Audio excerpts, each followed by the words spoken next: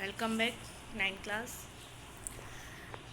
पिछली वीडियो में हमने सेल के स्पेशल फीचर्स पढ़ रहे थे। किसी भी सेल में 3 स्पेशल फीचर देखने को मिलते हैं: plasma membrane, cytoplasm and nucleus. तो आज हम सेल वॉल से स्टार्ट करते हैं। Plant cells in addition to the plasma membrane have another rigid outer covering called the cell wall. अब ये सेल वॉल है, ये सिर्फ हमें प्लांट सेल्स में देखने को मिलती है। प्लाज्मा मेम्ब्रेन के बाहर एक और कवरिंग पाई जाती है प्लांट सेल्स में, जिनको सेल वॉल कहते हैं। और ये जनरली सेलुलोज की बनी होती है। और ये सेलुलोज एक कॉम्प्लेक्स सब्सटेंस होता है जो स्ट्रक्चरल स्ट्रेंथ्स प्रोवाइड कराता है प्लांट्स को। When a living plant cell lose water through osmosis, there is shrinkage or contraction of the contents of the cell away from the cell wall. This phenomena is known as plasmolysis। और आप ये ध्यान रहे, plasmolysis से सिर्फ living sales में देखने को मिलेगा, डेड सेल में देखने को नहीं मिलेगा। और ये एक्टिविटी 5.6 से आप रीड करेंगे, आपको समझ आ जाएगी। तो प्लाज्मोलाइसिस ये सिर्फ लिविंग सेल्स का कैरेक्टरिस्टिक फीचर है, डेड सेल नहीं दिखाएंगे plasmolysis. Cell walls permit the cells of plants, fungi and bacteria to withstand very dilute hypotonic external media without bursting. ये अगर हम हाइपोटोनिक मीडियम में रखेंगे किसी भी प्लांट, फंगाई या बैक्टीरिया की सेल, तो वो बर्स्ट नहीं होगी, लेकिन एंडोस्मोसिस का प्रोसेस उसके अंदर होगा। मतलब वाटर अंदर जाएगा, लेकिन इतना वाटर जाएगा फिर भी वो बर्स्ट नहीं होगी। In such media the cells tend to take up water by osmosis. The cell walls building up pressure against the cell. तो सेल है जो स्वेल हो जाएगी और वो सेल वॉल की तरफ एक प्रेशर लगाएगी। The wall exerts an equal pressure against the swollen cell. और जो वॉल है वो भी एक प्रेशर लगाएगी स्वोलन सेल पे। Because of their wall such cells can withstand much greater changes in the surrounding medium than animal cells. और यही रीज़न है ऐसे सेल्स जो चेंजेस होते हैं वो अच्छे से विथस्टैंड कर सकते हैं। नेक्स्ट आपका टॉपिक है न्यूक्लियस। आपने टेम्परेरी माउंट प्रिपेयर किया था फर्स्ट लेक्चर में, मैंने आपको बताया था अनियन पील का। तो उसमें जो डार्क स्ट्रक्चर दिख रहे थे वो न्यूक्लियस हैं। और हमने आयोडीन सॉल्यूशन डाला था, क्यों? ताकि उसके अंदर कलर आ जाए। जनरली हम सेफ्रोनिन भी यूज़ करते हैं और मिथाइलिन ब्लू भी यूज़ करते हैं। According to their chemical composition different region of cell get colour differently. जो रीजन्स हैं सेल के वो अलग अलग कलर लेंगे। Some regions appear darker than other regions. Apart from iodine solution, we could also use safranin solution or methylene blue solution to stain the cells. ये मैंने आपको बताया ही है। We have observed cells from an onion. Let us now observe the cells from our own body. ये आप activity पढ़िएगा, simple है। Onion जो सेल आपको अनियन पील एपिडर्मिस में देखने को मिले थे, वही सेल आपको आपके चीक से, आप नीडल से जो निकालेंगे आपकी ह्यूमन चीक सेल से देखने को मिलेंगे। वैसे ही उसी तरीके का स्ट्रक्चर। तो अगर अपन न्यूक्लियस की बात करें तो nucleus is a double layered covering called nuclear membrane. इसके ऊपर भी एक तो सेल प्लाज्मा मेम्ब्रेन है, सेल की कवरिंग है। अब न्यूक्लियस की भी एक डबल मेम्ब्रेन कवरिंग होगी, जिसको अपन न्यूक्लियर मेम्ब्रेन कहेंगे। The nuclear membrane has pores which allow the transfer of material from inside to the nucleus to its outside, that is to the cytoplasm। pores होते हैं जो materials को अंदर की तरफ आने के लिए परमिट करते हैं। The nucleus contains chromosome। और न्यूक्लियस के अंदर क्या होगा? क्रोमोसोम्स होंगे which are visible as rod shaped structure only when the cell is about to divide। और ये तभी दिखेंगे जब अपना सेल डिवाइड करने वाला होगा। Chromosome contain information for inheritance of feature from parents to next generation in the form of DNA। Heredity material होता है DNA और DNA की फुल फॉर्म होती है deoxy ribo nucleic acid.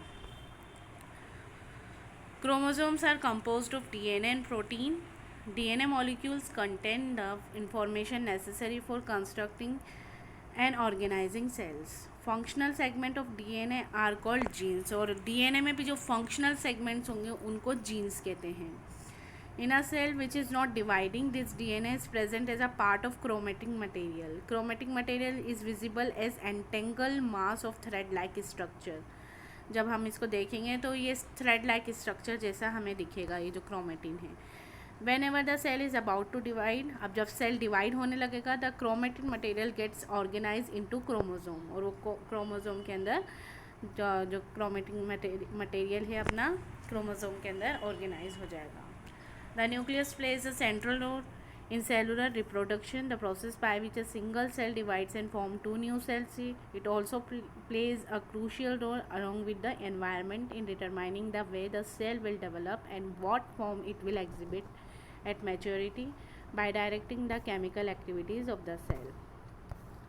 In some regions like bacteria, the nuclear region of the cell may be poorly defined. ये bacterias की अगर अपन बात करें तो बैक्टीरियाज हमारे प्रोकारियोटिक सेल होते हैं due to the absence of a nuclear membrane.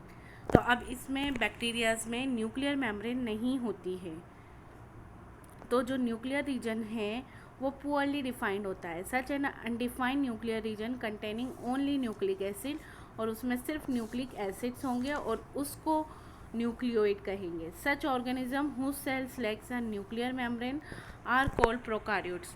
ऐसे ऑर्गेनिज्म जिनके न्यूक्लियर मेम्ब्रेन नहीं होती जिनके सेल में, उनको प्रोकार्योट्स कहते हैं. प्रो मीन्स प्रिमिटिव और primary, karyote means equal to karyon, और कार्योन का मतलब होता है nucleus.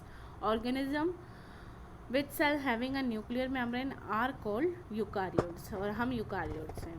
Prokaryotic cells also lack most of the other cytoplasmic organelles.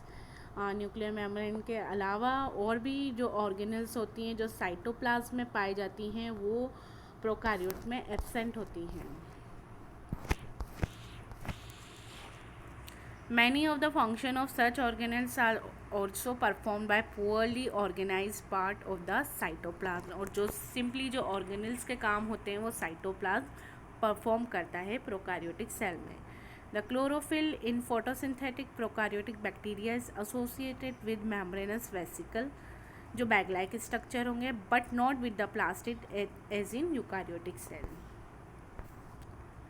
ये प्रोकार्योटिक सेल का डायग्राम आपको दिखा रखा है. सेल वॉल है, इसमें प्लाज्मा मेम्ब्रेन है, और ये फोटोसिंथेटिक प्रोकार्योटिक सेल है तभी इसके अंदर सेल वॉल है. न्यूक्लियोइड है, इसमें देखिए न्यूक्लियर मेम्ब्रेन नहीं है, सिंपली जो रीजन है वो न्यूक्लियोइड कहलाएगा, और ये राइबोसोम्स हैं. Next topic is cytoplasm. When we look at the temporary mounds of onion peel as well as the human cheek cell, we can see a large region of each cell enclosed by the cell membrane.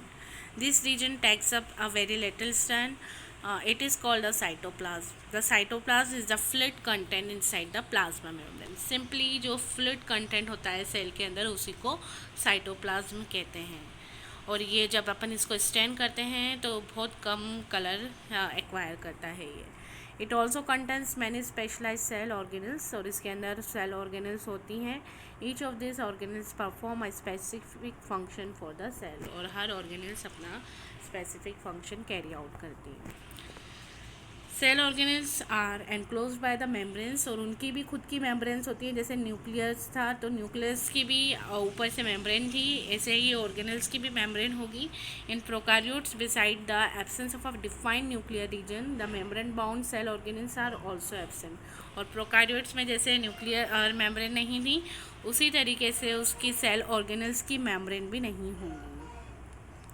On the other hand, the eukaryotic cells have nuclear membrane as well as membrane enclosed organelles. और अगर अपन eukaryotic cell की बात करें तो उसमें cell membrane भी होगी और मेम्ब्रेन एंक्लोज्ड ऑर्गेनल्स होंगी. मतलब जो भी सेल ऑर्गेनल्स होंगी उनके बाहर की तरफ मेम्ब्रेन रहेगी. The significance of membranes can be illustrated with the example of virus.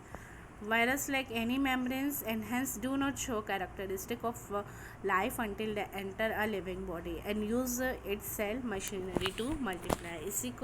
इसीलिए वायरस को कनेक्टिंग लिंक कहा जाता है लिविंग एंड नॉन लिविंग का. नेक्स्ट ये डिफरेंस है prokaryotic cell and eukaryotic cell. इसमें न्यूक्लियर रीजन जो होता है मेनली न्यूक्लिक एसिड का होता है और उसको न्यूक्लियोइड्स कहते हैं. ये आपको लर्न करना है.